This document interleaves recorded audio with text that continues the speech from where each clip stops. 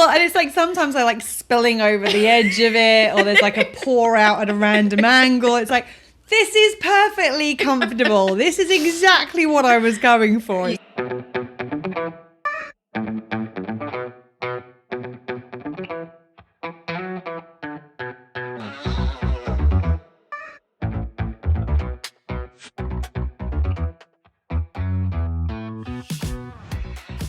Hello, hello, hello, and welcome to Well Shit. It really is that simple. I'm Claire. And I'm Serena. On this podcast, we help you to understand about your 12 universal needs, why they are currently not being well met, how to meet them in ways that work for you, and how to consistently do so in quick, easy, and simple ways that fit seamlessly into your life. We'll also help you to understand how doing so will have a positive ripple effect in literally every area of your life. If you like what you hear, please support us on Patreon. And enjoy the show. Hello, hello, hello. Hey, everyone. Today we are talking about what actually got us here to this point kind of right now, which is our friendship. Because without our friendship, Claire and I's friendship, that's how we first cultivated our friendship, which then led to us cultivating our partnership, which has led to us cultivating this podcast. Our business partnership. Let's be clear on that. Yeah, our business partnership. I could understand people think, people have thought that we are a couple at times, and it's like, no, just very, very good friends and amazing business partners. Yes.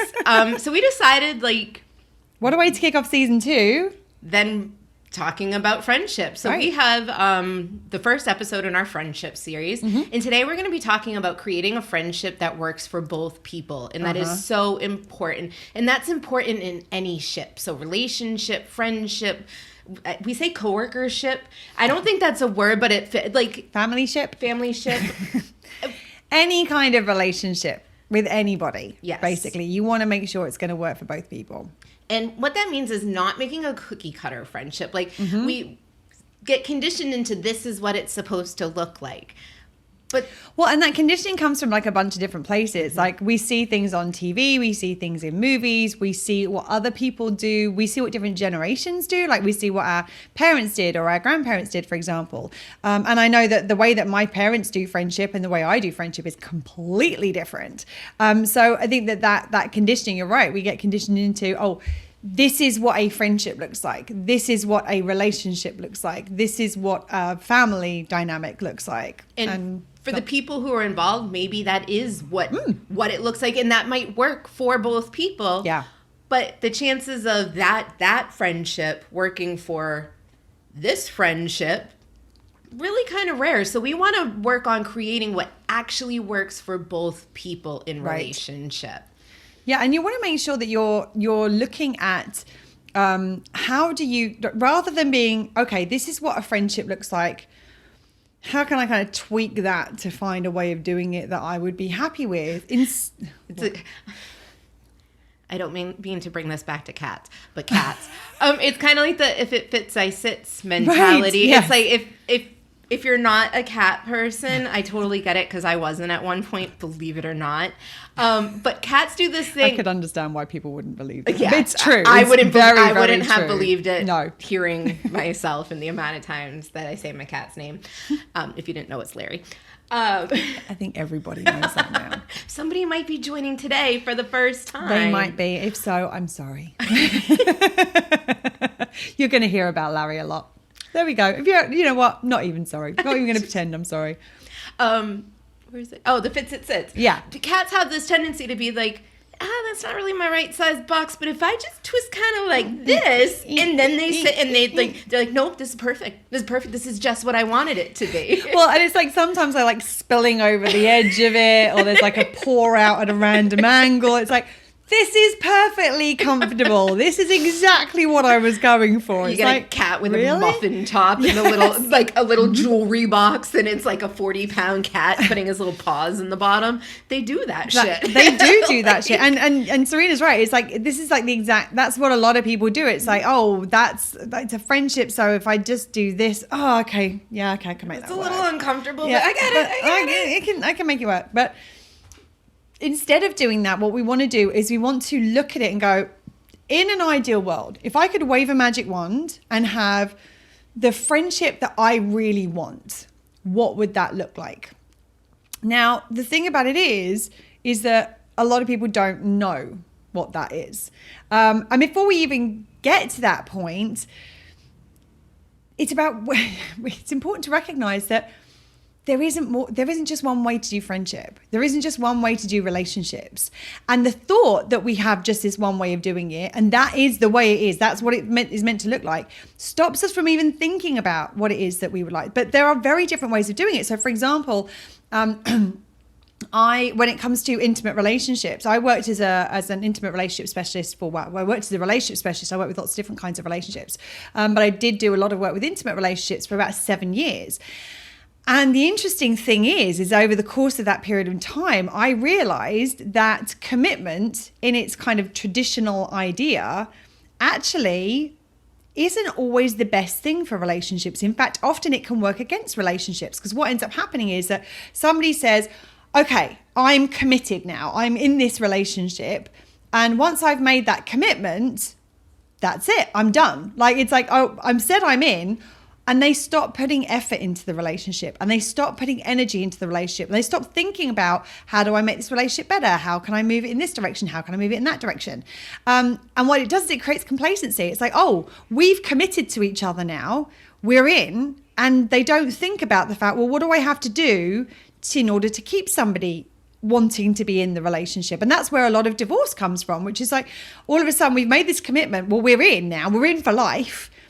And because they stop putting the energy in and they stop putting the effort in, the relationship degenerates over time, as does the pop shield apparently, as I hit it. And what it means is that all of a sudden, one day out of the blue, it's like, oh, I don't want to be in this relationship anymore. And someone's like, wait, what? But we're married. Like we're in this for life, right? But they've stopped focusing on it and they've stopped putting attention into it. So instead, how I like to do intimate relationship is to instead be in a space where you choose each other every day. Now, it doesn't mean to say you can't say, oh, I'm girlfriend and boyfriend, or you can't get married even, but I want to have the approach of it that I want to choose the person that I'm with every day, and I want them to choose me every day too, because it means that I know if I want them to show up tomorrow, I have to show up today. And it means that I have to keep showing up for that relationship, having been in those relationships where you've had that commitment and that complacency and it's got stale over time because nobody's putting any focus or energy or attention into it. I instead would like somebody to be saying, actually, I choose you today. And tomorrow, I choose you today. And the next day, I choose you. And it's not saying that, oh, okay, if I've got a bad day, oh, shit, they're going to bugger off tomorrow. That's it. I'm done. Because obviously we have ebbs and flows.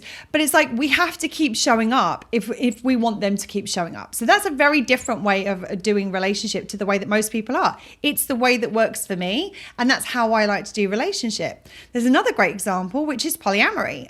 Now, if you don't know what polyamory is being in an intimate relationship with more than one partner. That's where the poly comes from. And there are some people for whom this version of relationship truly works. And if it truly works for every person and everybody's happy with it and nobody's being harmed by it and nobody's being hurt by it, then there's nothing wrong with that as a relationship approach.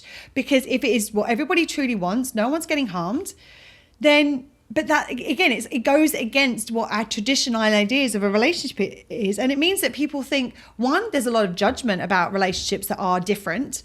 And two, it stops people from, because a lot of the time, because of that judgment, it stops people from being willing to explore, what actually do I want? What kind of relationship really works for me?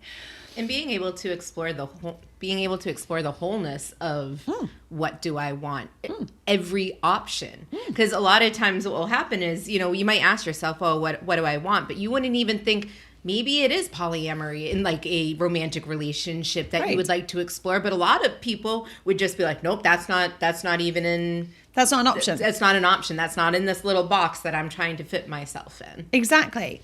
And so in order to ideally create a relationship that actually works for both people, not it's just something people are happy to put up with, not just something they're going to kind of resign themselves to, but actually creating the relationship that works for both people.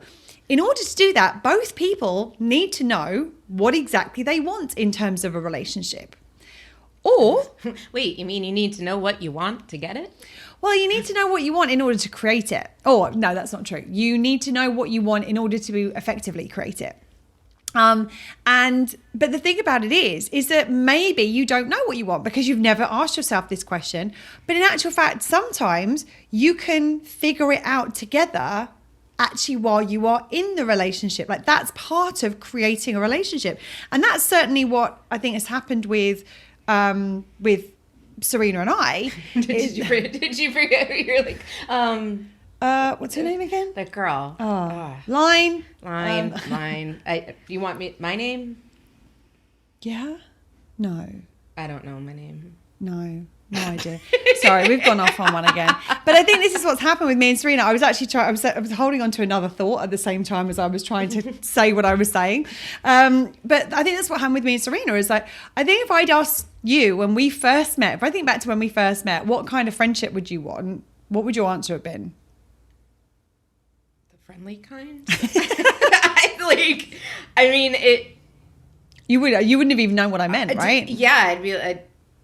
Yeah, there's because I know what friendship is now, and what you know what friendship can be. What I know what friendship can be, and it's so hard to think back to that point of not being in co-creation of my what ships. Works for both people, right? Absolutely. So friendship was just.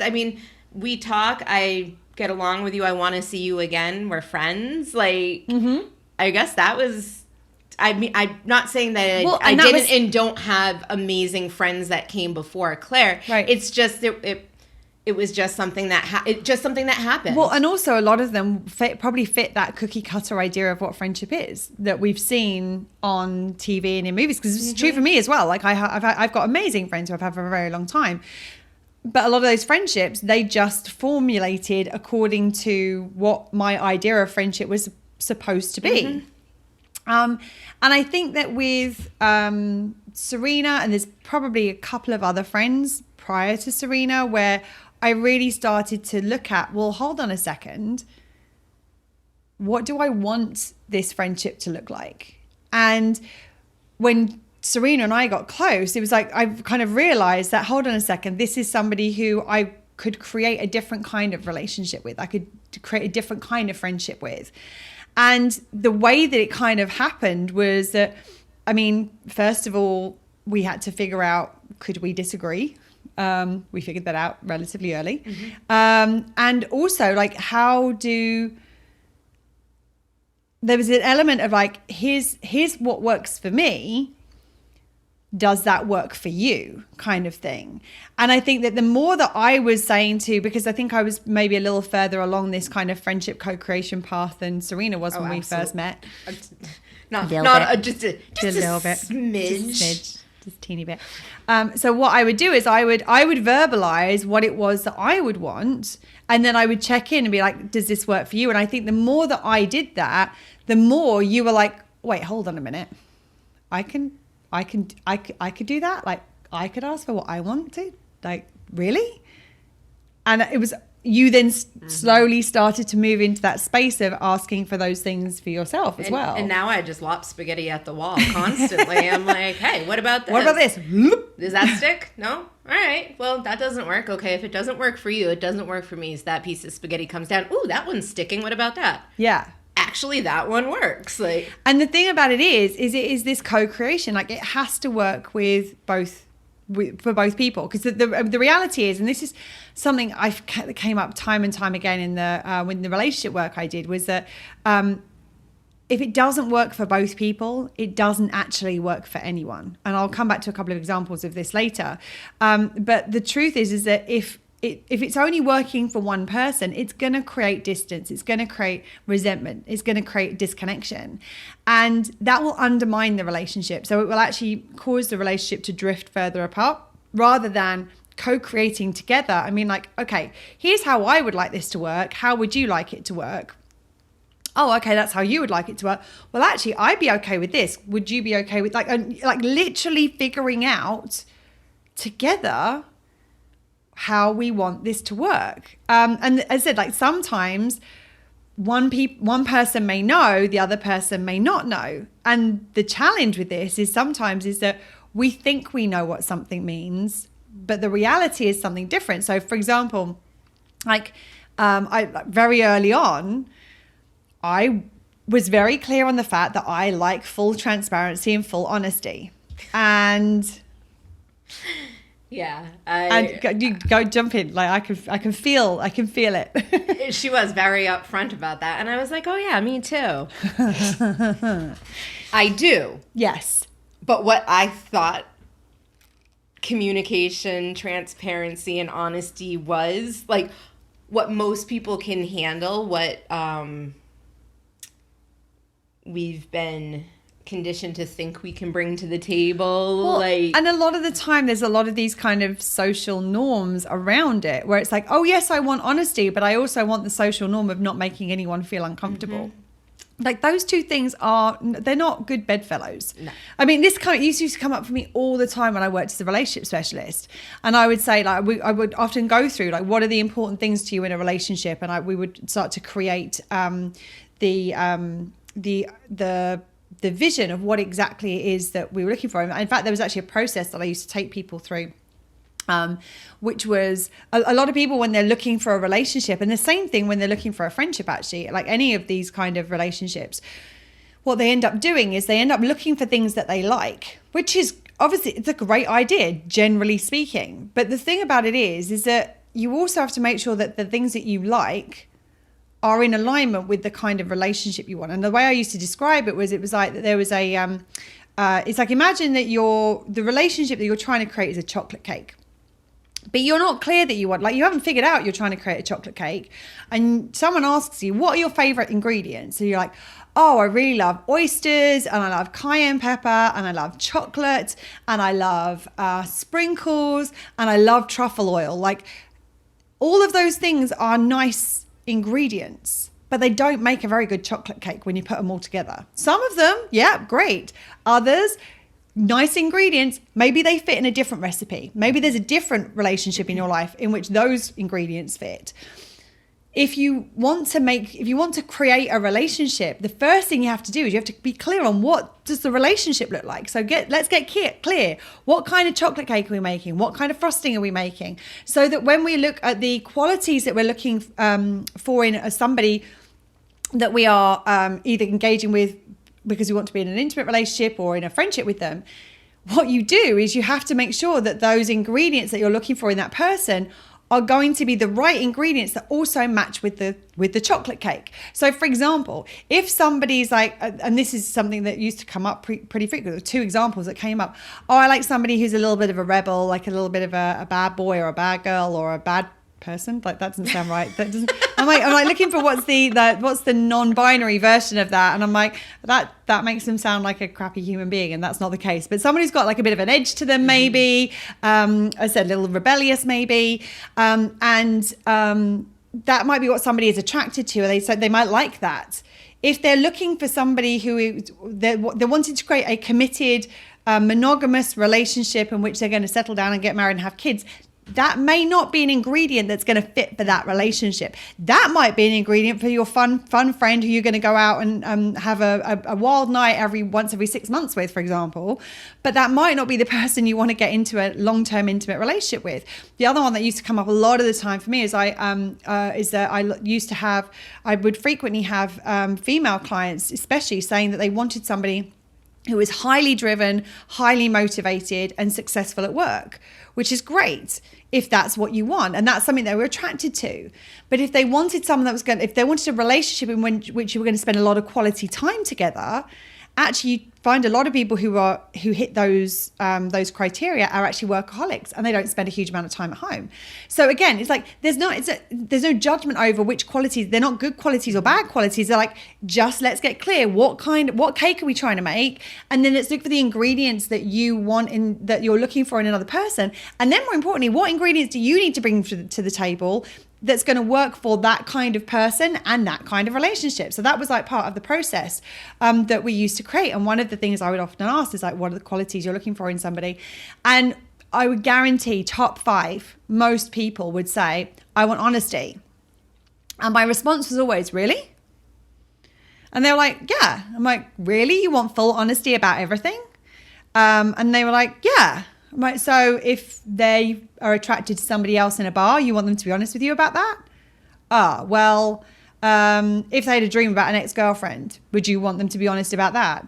Well, maybe not like that. And this is where all of a sudden it starts to unpick. Now, I would want someone to be honest with me about those things. That's when I say I want honesty and transparency, I want honesty and transparency. Ooh, you're getting into that. That sound shield is getting it today. Like, you're going to beat that honesty. Right. Yeah. I'm going to get that transparency out of my sound shield if it kills me, or the sound shield. But so yeah, like, it's like, I genuinely want that honesty. Most people actually don't want that level of honesty. They want comfortability. They want honesty that doesn't compromise their comfortability. They want you to be honest to the point where you're not going to make them uncomfortable. So it's like, if I say to somebody, does this look good on me? And actually it doesn't. I want someone to be like, actually, I don't think that looks good on you, or some of the other things that you have. Like, you don't have to be mean about it, but you can still be honest about it. And some people I know would be like, oh yeah, that looks amazing. I'll be like, no, it doesn't. No, it doesn't.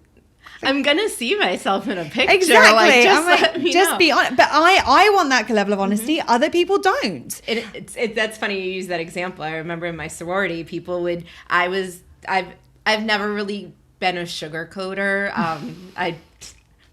Today when we got our coffee, our friend was like, this is mine, like, I created this one, so let me know what you think. She's like, oh, I probably shouldn't have told you it was me that created it, because I want you to be honest. And I'm like, oh, well. Both of us were like, oh, we'll be honest. We'll tell you. Yeah, but we don't bullshit. No. But when I lived in my sorority house, I mean, we had it was a small New England sorority, which is a little different from kind of like the Southern, where there's lots of people in one house, like these big mansions. This was just apartment buildings, so it was like 9 girls, but that's a lot of girls. And then you're in the house, so you have more girls coming in. Yeah.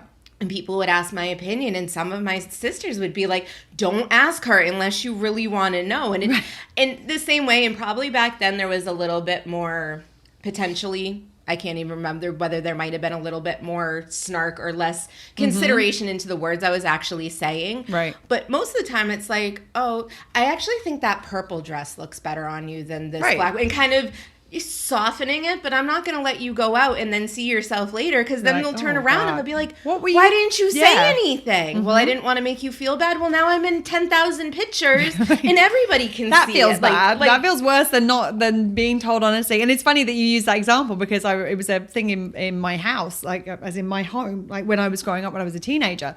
Like, you never asked my dad a question if you didn't want the answer. Like, I would not ask him how I looked unless I actually wanted him to tell me what he thought about how I looked. And so frequently I didn't ask, because I actually didn't care what he thought. I liked how I looked, and I wasn't looking for his approval about how I looked.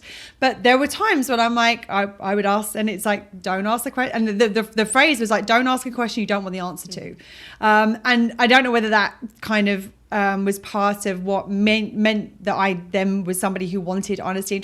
Actually, I don't think it was, because for a long time I didn't want full honesty and transparency, because I wasn't secure enough in myself and my own needs to have somebody being honest with me not impact me. Because quite often, if we haven't got our own needs well met and somebody is honest with us, what we end up doing is this honesty about this thing that I'm wearing actually then impacts my value need, because I take that as being, oh, like, I don't look good enough, not this crappy dress doesn't suit me, and I've got something, there are other things that I look amazing in.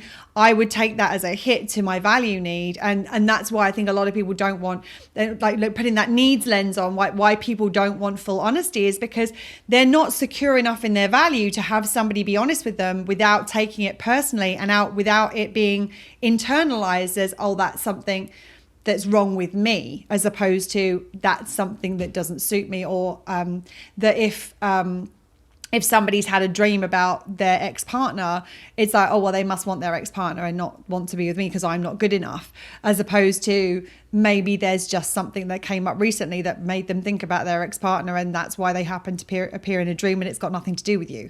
So I think this is the thing, is that, again, like, one of the things that actually helps you to be able to create these kind of relationships is to be very secure in your own needs, is to make sure your own needs are met. Because if Serena comes to me and goes, hey, actually, this thing that you've been doing doesn't really work for me, I don't internalize that and go, oh my God, I'm a terrible person.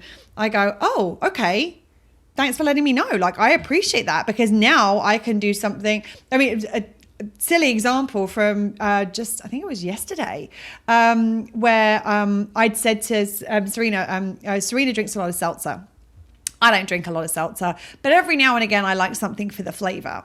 And Serena had, and my fridge is her fridge. Like, she can help herself to anything pretty much as I can at her place. So she'll say, oh, I'm just grabbing a seltzer or what have you.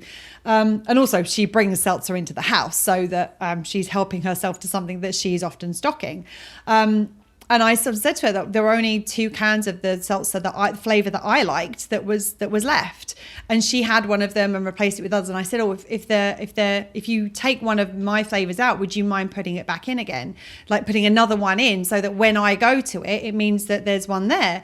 And that was when she had the conversation. She assumed that I liked the flavors that she bought. It never occurred to her that actually I didn't like the flavors that she bought. I liked the flavors that I bought. And then she was like, oh, I just realized I've been drinking the flavors that you like, not the ones that I bought. So I'm really sorry for that. And it was a momentary thing of like, it was just this conversation which we'd never had before. She assumed I liked certain flavors. As it turned out, not a big fan. So, and she was like, oh, well, I'll make sure I pick up some of the flavors that you like next time I'm down at the grocery store, or I will make sure that I drink the flavors that I bring rather than, and it was a very small thing, but Serena didn't take this thing of like, oh, would you mind putting one of the seltzers in, as like, oh God, I'm a terrible person. Like, I can never drink her seltzer again. Exactly. Like, it's like, if I got a ton of seltzer there of my, you help yourself, have as much as you want. It was only because there was only 1 can left, and she didn't realize there was only 1 can left. Otherwise, I think you probably would have asked the question before drinking it, because you'd have been like,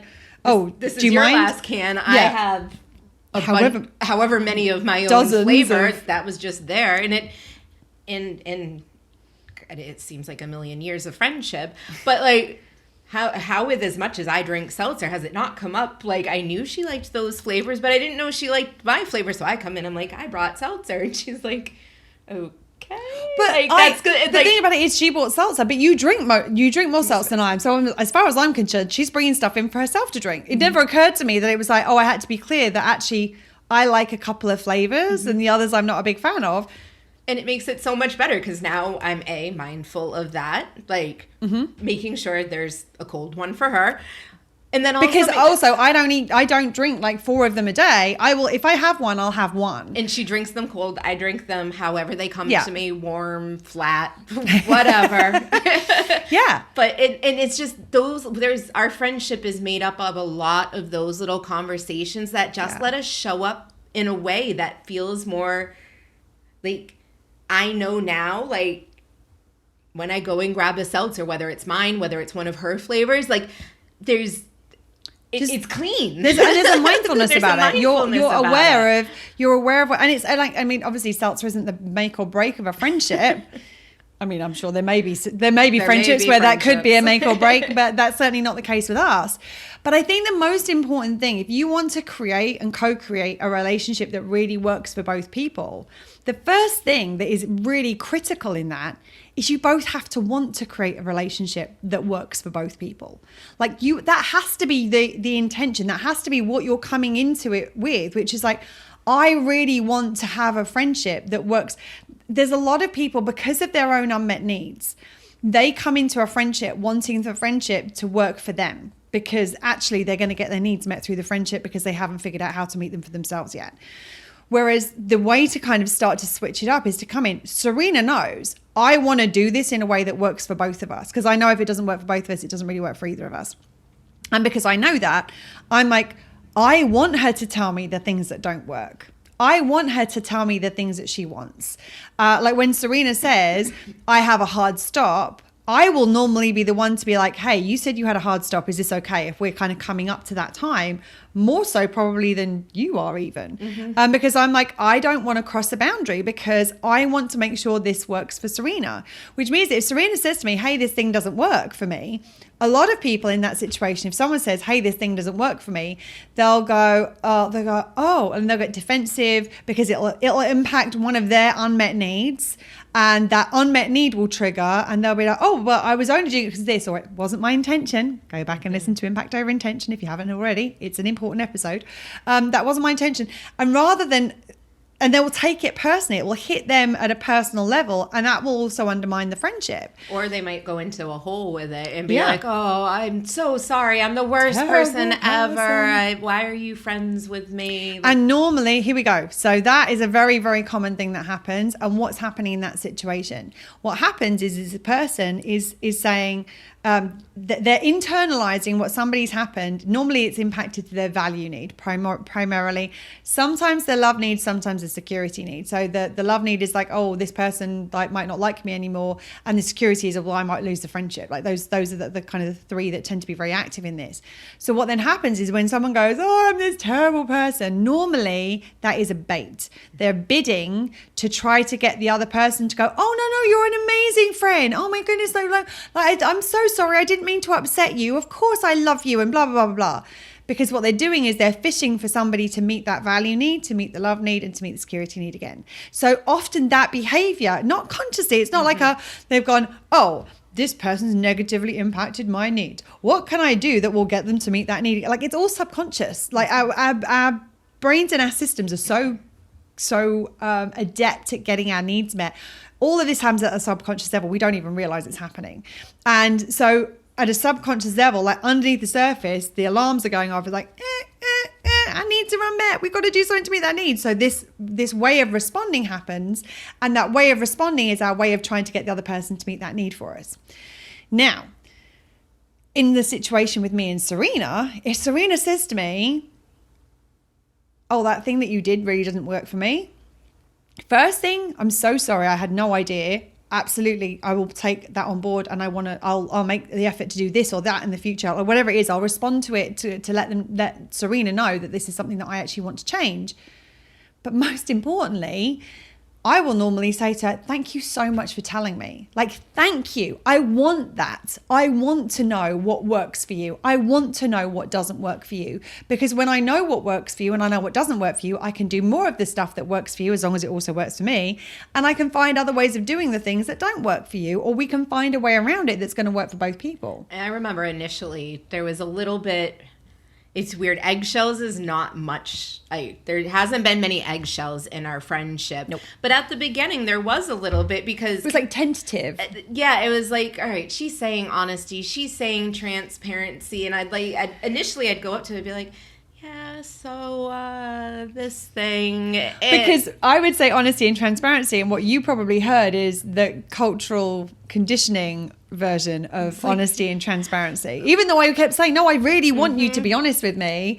You're like, yeah, but I know what that really normally means for people. And I actually think it was the conversation we had when you brought up my usage of the C word that I was like, oh shit, she means like honesty and transparency. Like she just called me out on something like big and serious. Like, and that was, where she had been doing her work at that point. I hadn't even, I can't, it kind of like pains my heart to say it. Like I wasn't really aware there was work that needed to be done on me. And now I'm the continuous work in progress. You weren't consciously aware. Because if I said to you, would you want to be treated? This is something that I know that there is some challenges in terms of Jane Elliott being a white woman teaching about like racial dynamics, and a lot of people have issue with that because she's profiting from that. But one of the things that she said that I think is actually a very interesting way of looking at it is, if I said to you, you could swap places with a black person in this country, what would you say? What would you have said? I honestly can't answer that where I would have been now, because like all the like emotion in the I can say hand on heart, I know if somebody had asked me that question, I'd have been like, no. I wouldn't have known why I was saying no, but I would have said no. And the fact that I knew I was saying no, the fact that I would have said no tells me I knew that there was something going on. Yeah, I would think that I did. It's just like I almost can't answer that knowing what I've learned in just the last couple of years. Like right. It just But absolutely. Yeah, that was one of those points where it's like, oh, she like we're okay. And like if she real hadn't honesty. And if she hadn't brought that up and she had just she'd be like, oh, that's my friend who's culturally unaware. That's my friend who uses eye roll. harmful phrases. Like, well, and the reality is if you want to be close with me, if you want to be part of my inner circle, you have to be somebody who my inner circle is safe with, or has a reasonable expectation that the risk is low with, because there's no such thing as safety as far as privilege dynamics are concerned. But I have very, very, very close people to me. I've got like one of my closest people in the entire world is Black, queer, neurodivergent, fat woman. And I also have somebody who is, another one of my very, very close people is queer. And I have a number of people who are very, very, very close to me. I have trans people who are very close to me in my life. And it's like, if I wouldn't, the way I tend to think about it, if I was having like a special event, if I was having like a 50th birthday party, for example, where I'm going to invite all of my closest people, if you are not somebody who I can trust to be around those people without doing harm, you're not getting invited. And if you're not getting invited to that party, you're not part of my inner circle. And I really wanted Serena to be part of my inner circle. And so the only way to do that, because I could see that she was someone, I believed that she was somebody who would want to do this work if she really, really understood it. So I called her out on these things, and I was like, hey, this is the thing, and this is the thing. And she was like, oh, fuck, yes, thank you for telling me. But I knew that I needed to do that in order for her to be part of my inner circle. If you're not someone who these other people are going to be safe around, then you're not somebody I want as part of my, and I've lost a lot of very close people who were previously very close friends because they are not people who would be able to be in that room. If I was like looking at, okay, I'm going to have 20 people in this room. If you're not somebody who I can put in that room and not have to worry about you, then you're not really part of my inner circle.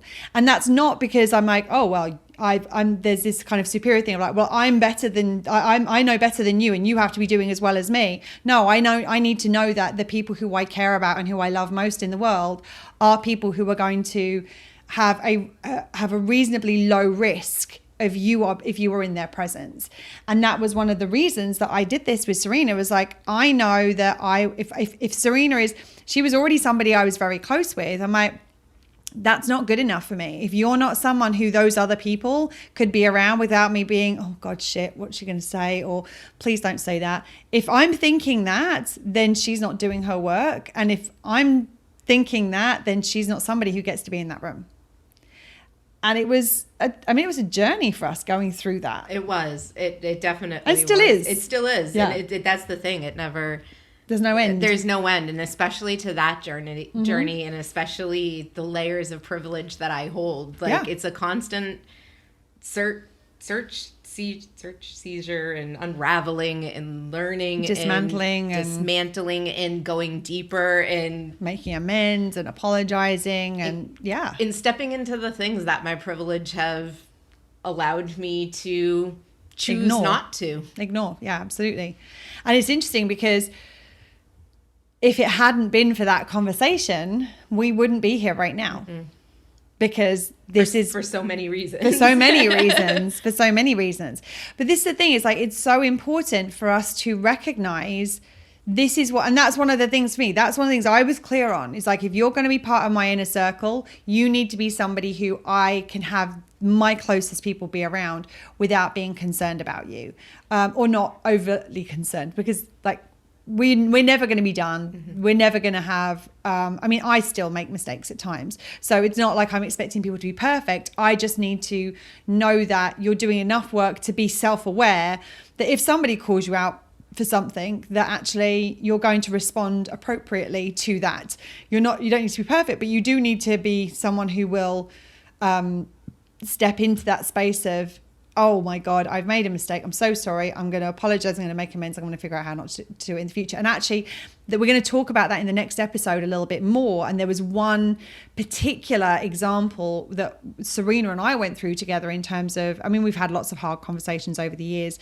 And that's what we're going to be talking about in the next episode. But there's one in particular that kind of always comes to mind around, that was the turning point for me in terms of these hard conversations.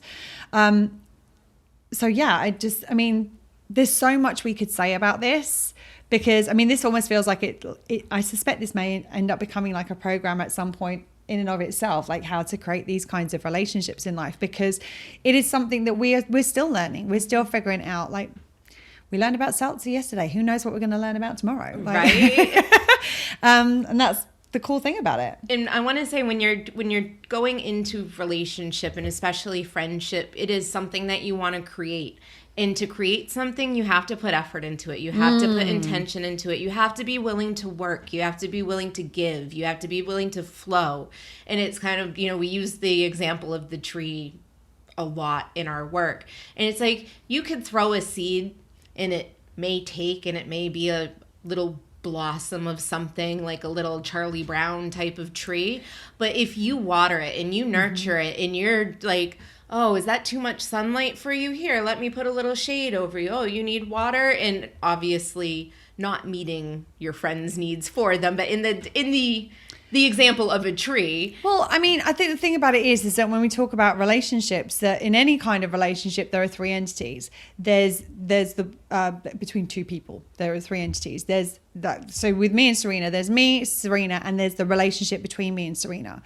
And it's not about you needing to meet my needs. It's about both of us taking responsibility for the needs of the relationship. And that's the tree that we're talking about in this situation. It's like, you have to nourish that. We both have to nourish that tree. It's both of our responsibilities to nourish that tree and give that then the nourishment and support that it's going to need to grow and thrive. Well, and when it comes to growing and thriving, we'd probably have a cool little Charlie Brown tree. We would decorate it with some tinsel, throw a star on top, and be like, there would definitely be glitter. Oh, yeah. I mean, yeah. I'm not going to go off on a glitter tree tangent, but maybe a different episode. But you want it to grow. You want it to grow tall. You want it to grow out and expand. So that means you have to be growing together in the relationship. And kind of bring it back to where Claire started with the commitment and complacency. A lot of times people toss the seed and they're like, all right, let's see what happens. Or they toss and they're like, some water, and it's nature. It will take care of itself. It's like, but if you want friendship like what Claire and I have, you have to work, and you have to want those branches to reach as high as possible and then out as far as possible. And sometimes that means that you're I can't even say sacrificing, because I never feel like I'm sacrificing anything. We're but you're choosing to put effort into it, right? It's not about sacrificing. It's about putting energy into it. It's about putting effort into it. And Serena's right. Like this, when you're doing this kind of relationship, you have to approach it from that point of view of, I want this to thrive. And if you want anything to thrive in life, you have to put something into it. So it's like, if you want a business to thrive, there's no point just starting a business and going, right, I'm going to sit back and just count all the money, because it's not how it works. You want to be successful in a career, you have to put energy and effort into that. You want to learn how to play a musical instrument, you got to put some energy into learning how to play that musical instrument. You want to become more proficient at art, you have to put time and energy into that. And the same is true with relationships. Like, we have to put that time and energy into cultivating the kind of relationships that we want in our lives. And you're right, like the relationships like us, they don't just happen. They happen when you show up intentionally and you try to create something that is going to work for both people. And I think that is the ultimate, because I'm coming back to, I know I mentioned at one point that if it doesn't work for both people, it doesn't actually work for either. There was actually an example I had a client of mine years and years ago. He contacted me and he said, this was when I was doing the relationship work. And he said, I've fallen in love with this amazing woman. She's incredible. I've never met anyone like her, blah, blah, blah, blah. And he listed off all these amazing things about her. He said, I really want to be with her. And then the more he got to know her, he found out that she was polyamorous, and she was in a polyamorous relationship, and she wanted to include him in her polyamory. So she wanted them to be in relationship as well. And he said, I don't know if I can do that. And he said, but I don't want to let go of this person. This person's incredible. And I don't know if I'll meet anybody like her again. And so I said to him, I was like, okay, let me ask you a question. Take her out of the equation. Would you want a polyamorous relationship? And he said, no, I wouldn't. And I said, if you sacrifice what the kind of relationship you want to try to have her, this resentment will build between because you will resent her because you don't really want that kind of relationship. You want her, but she doesn't want the kind of relationship that you really want. So while you might have this amazing connection between the two of you, if you don't want what she wants and she doesn't want what you want, as a relationship, as an intimate relationship, that's not going to work. Now, maybe you could decide to have a friendship that doesn't have that romantic component. And so that is something that does work for the two of you. It may be that actually she might decide that she does want to have a monogamous relationship. But the truth is, if she wants polyamory, she's not going to be happy in a monogamous relationship. That's going to work in the other direction. So the truth is, unless the relationship works for both people, you cannot try to force a relationship that doesn't work because you want the other person in your life. Because ultimately, the relationship isn't going to be a good fit for you. It's not going to be a good fit for both of you because you're going to want it to look a certain way. You're going to want to be the only person in her life. And you're not the only person in her life. And eventually you will resent the fact that you're not the only person in her life because that's the kind of relationship that you want. And the same thing, I've had friends who want to be in contact with me like every single day. They want to be text messaging me every day and calling me every day. And it's like, that doesn't work for me in a friendship because I don't have the capacity for that in my life. That's just not the kind of friendship that I appreciate. And there was a friend of mine who really wanted to have that kind of a relationship with me. And I'm like, it was overwhelming. And I felt pressure. I felt like I had to contact them all the time. Not that I wanted to, because that's not the kind of dynamic that worked. And I wasn't sure if actually our friendship was going to last. Now we can go months without speaking to each other. And we pick up the phone and it's literally like we spoke to each other yesterday. Because we found out actually that this was the version of friendship that worked for the two of us. And it was and a little bit like I have another friend who lives in San Francisco. And she's somebody who's she's a very free spirit, and she doesn't do regular contact. I can go years without hearing from her, but then I go and see her and it's the most amazing experience and I absolutely adore her. And I had to, at one point, there was a point where it's like, does this relationship work for me? And I was like, actually, having the relationship with her, which isn't being in contact all the time, I'm okay with that because I appreciate this. And I have the relationships that are the close ones that I actually want. I have my Serenas and other people who are very close to me, who we found a way of doing things to be close. Well, actually, I've already got that with somebody. I don't need her to take on that role. I am actually happy for her to be I go and see you every now and again and we have an amazing time while we're together. And then when I come away, I probably won't hear again from her for a couple of years. So it's like understanding that we don't have to, not all of our friendships have to look the same way. In actual fact, there are different friendships that we have in our lives that will serve different purposes. And once we actually go, oh, hold on, well, I already have this kind of friendship. I don't need another Serena. I'm not sure I could cope with another Serena if I'm honest. Like one is more than enough for me. I adore her, but I'm not sure that the world is ready for two of her. That's why I'm an only child. Yeah. I believe my mother felt the same way. She said, oh, I'm done. Yeah, that's it. It's amazing. I don't need another Serena. I actually have now different friendships with different people where I get to explore different sides of myself that maybe aren't the kind of relationship that Serena and I have, which is great because we get this kind of rich tapestry of all these different kinds of relationships in our lives and they don't all have to look the same. And even with Claire is my key best, and I sometimes refer to my best friend who is somebody different than Claire, my key best, and I consider them both bests. Yeah, we're different bests. Our relationships are totally different because what works for Claire and I is not going to work for me and my best friend for many, many reasons, and vice versa. And vice versa. Yeah, and it's amazing to have such profoundly different but profoundly fulfilling relationships because we're creating what works for us. I'm not trying to recreate what Claire and I have because I feel the same way. Like it's amazing. One and done. It's I don't need 15 Claires. I was like, I need one. I haven't got time in my life for 15 Serenas. Like, I mean, just like look at what we do when we're together. Like, this is what we do. I haven't got time for this with lots of other people because I only have 24 hours in my day. Like, 7 days in my week. So it's about creating what works for you and the other person, Yes. whatever that looks like. And it's what it looks like and what works for you, not what works for you because this third party who isn't part of this is putting in their commentary, that the social media isn't implanting their ideas, that you're really getting down to the roots of your friendship, your relationship with that specific person. For now I'm getting all into the pop screen. That's how you create a variety in your life. That's how you create fullness. That's how you create what works. Like it's. And the thing about it is that I might have wanted to create this kind of relationship that I have with Serena, with the person that I've got in San Francisco. That wouldn't work. Mm-hmm. Like that wouldn't work with her. And because it wouldn't work for her, it doesn't really work for me. So it's like, what was the version of our friendship that works for both of us? That's what we have now. There are other people that I have in my life where this definitely wouldn't work. And that's okay, because it doesn't have to, because what we've created is the thing that works for the two of us. And because we choose to show up for each other, we choose to be in friendship with each other every single day. When things change, then our friendship will change and it will flow and it will, things may look different and may be different, but that doesn't. Yeah, and you've just reminded me of something that it popped in earlier and then it popped out again. I'm like, oh, there was something there. And now you've reminded me of what it was. And that is that as we go through life, we are going to change and grow, right? We will change through just simply doing life.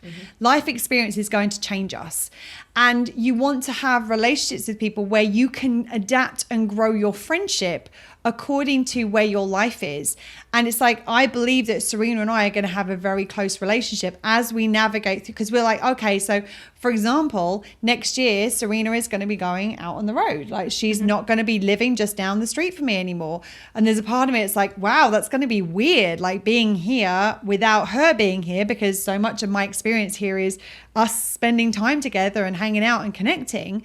And it's like, we're going to figure out a way of doing our friendship and our business that works when we're not in the same place anymore. And like, we'll make sure she's got somewhere to stay so she can come visit plenty. And I'm going to go see her. They'll be podcasting on the road, I'm sure. I have no doubt that'll happen. But that's the kind of relationship we have, is that we've decided we want that the relationship is important enough to figure out a way of doing this. I had another friend many, many years ago who we were in very different places in our life. I was single, I was traveling. Actually, no, I was in a relationship, crappy relationship, but I was in a relationship and I was traveling. She was married, had children. And there was a point we got to where it's like our friendship seemed to be diverging. And it's like, and we had another example of the hard conversations we'll be talking about in the next episode. We had a really difficult conversation around like, is this going to work? This doesn't work for me. This doesn't, here's how I feel. Here's how I feel. This is how it feels for me. This is how it feels for me. And I remember us having a conversation about like, we're at a crossroads right now. We're at a junction right now. We can either decide that this doesn't work anymore and we can go our own separate ways, or we can figure out that the friendship is important enough to us to try and find a way of doing it that works for both of us. And that's what we decided, was this friendship means too much. Let's find a way of doing it that's going to work for where we're at now. So even though our lives have changed remarkably, like we met at university, very, very different dynamic to where we were in our lives at that point. And the interesting thing is, she's still one of my closest friends. And she's the person who, if I'm like, she'll travel hours to come visit me. If I was doing a house sit somewhere random in England, her and her son would come and do a little day trip out to see me, and they'd stay the night with me and what have you, and we would hang out and have fun. And like, her and her family have come out to Ireland to see me. That she makes the effort to see me when I'm back. And like, whenever I'm back, I'm like, I'm back, where are you, how can we meet up? So that like, we both make the effort to see and connect with each other.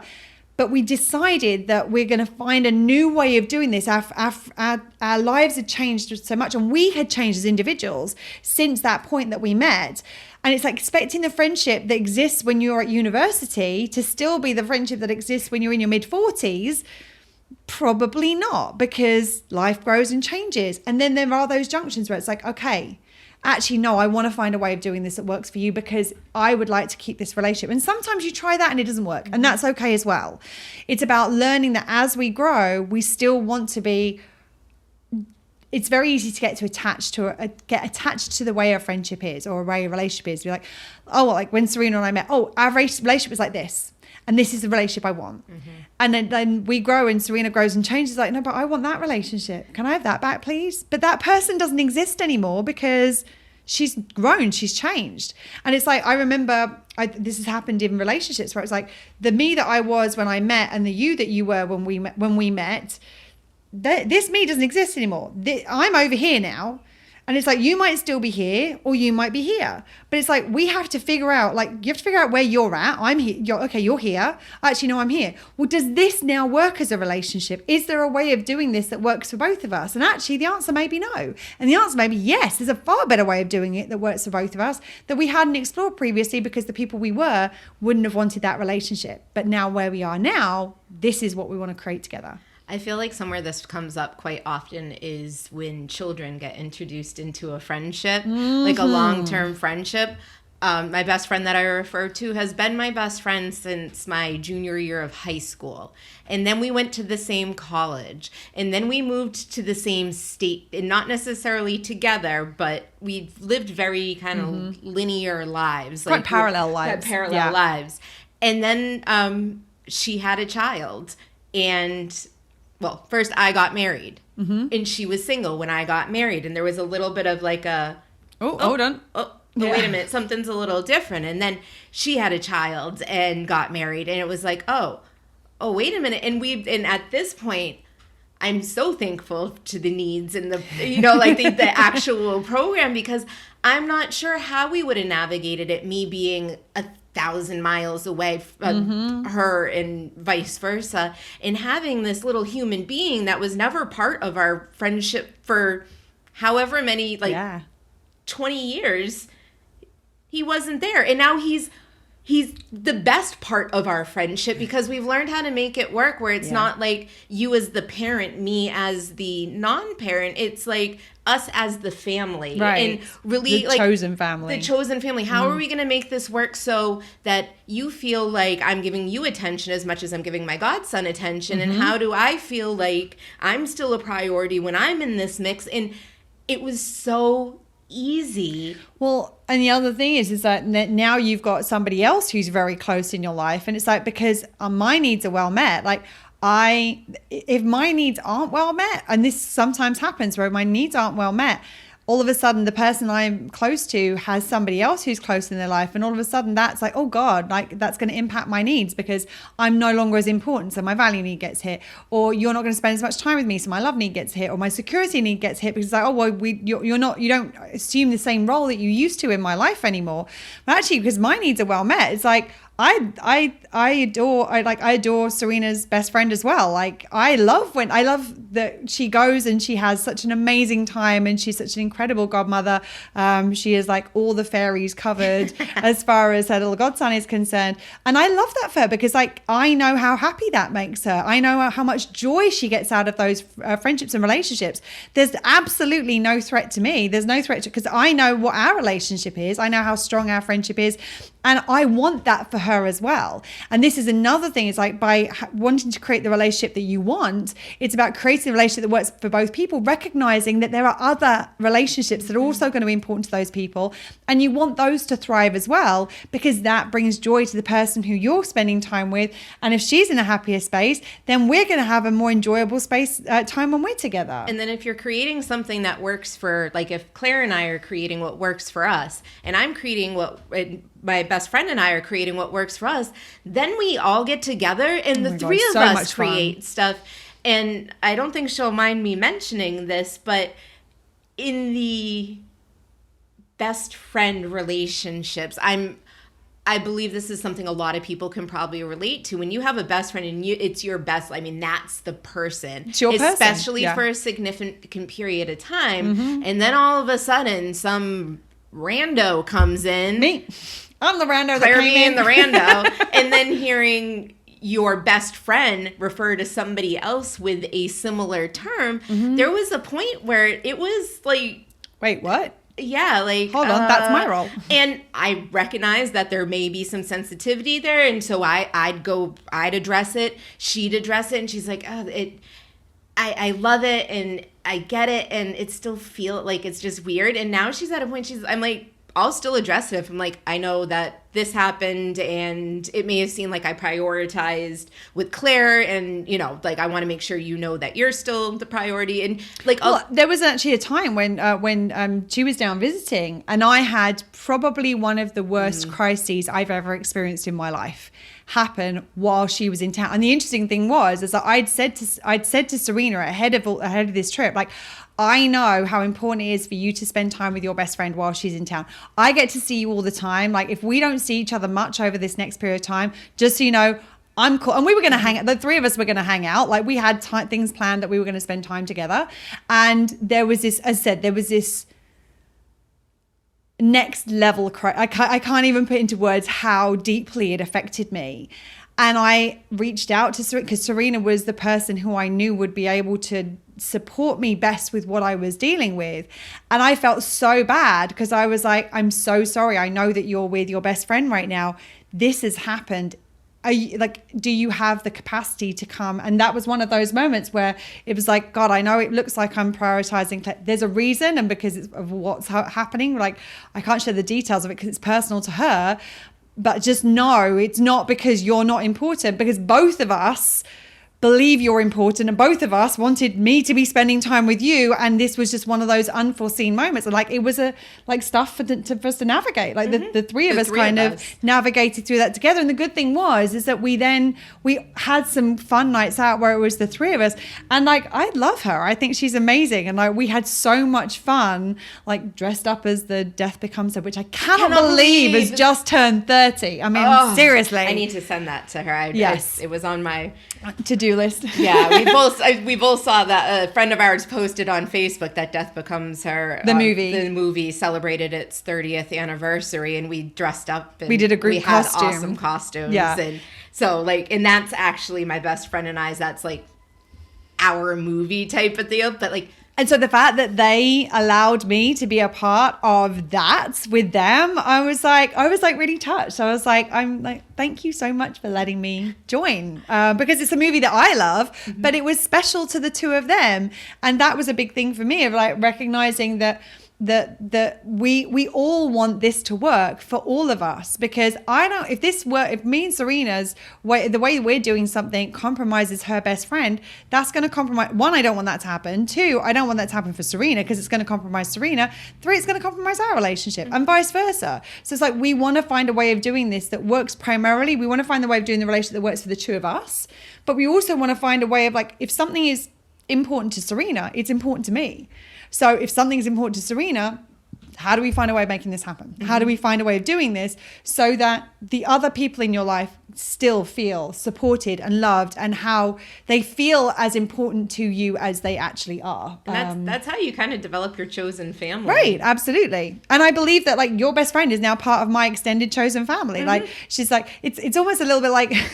It's going to sound like a weird thing to say, but it's like, try me. Yeah, well, it's almost like this is like a marriage. Like, we've decided that, like, that your side of the family and my side of the family. Like, I'm not as close to your best friend as you are, obviously, but it's like at family events, and when we get together, like, we have a good time. And you could call her, text her, and be like, "Oh, hey," or just shoot like, "I'm just thinking about you," and she'd be like, "Oh, okay, that's nice." Cool. Yeah, absolutely. And she'll like comment on stuff on my Facebook, and I'm like, "Oh, like it means a lot to me as well." So and that's co-creating. That's us co-creating. It's me and my friend co-creating. It's the family co-creating. Like, this is how you do it. This is how you create something, and it has to work for both people. Like, that is it. And you have to want it to work for both people. Yes, yes. Because if there's not the desire, if you're saying, "I want this to work for you," but only if it doesn't not work for me, I want this to work for you as long as it's exactly what I want it to be. And it's like, that's not how a relationship works. Yeah, we're not trying to frame it. Like, this isn't a frame or a mask. This